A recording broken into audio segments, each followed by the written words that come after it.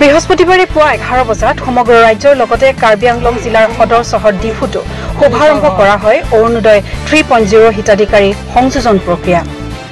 প্ৰায় 3 সহস্ৰাধিক ৰাইজৰ উপস্থিতিত ডিফুৰ লাংকুং হাবে টাউন হলত আয়োজিত গাম্ভীৰ্যপূৰ্ণ অনুষ্ঠানত ডিফু জনজাতি বিধানসভা সমষ্টিৰ বিধায়ক বিদ্যা সিং ইংলেঙে শুভাৰম্ভ কৰে অৰুণোদয় 3.0 হিতাধিকাৰী সংযোজন প্ৰক্ৰিয়া। উক্ত কাৰ্যসূচীত জিলা আয়ুক্ত নিৰ্লা ফাংচপি মধুৰাম লেকথে আৰু অন্যান্য শীৰ্ষ প্ৰশাসনিক বিষয়াসকল উপস্থিত থাকে। ৰেচন কাৰ্ড নোহোৱা পৰিয়াল এতিয়া অসমত দুখীয়া পৰিয়াল খুব কমেই থাকিব। যিসকলে অৰুণোদয়ত আবেদন কৰিব কিন্তু মোৰ ৰেচন কাৰ্ড নাই, তেওঁলোকে প্ৰথমতে ৰেচন কাৰ্ডখন ল'ব।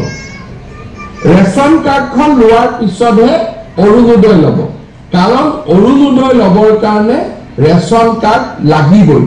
সেইকাৰণে আজি আমি অকল অৰুণোদয় 3.0 আৰম্ভ কৰা নাই, 20 লাখ লোকক ৰেচন কাৰ্ড দিয়াৰ আঁচনিও আজি আমি সমান্তৰালভাৱে আমি আৰম্ভ কৰিছো।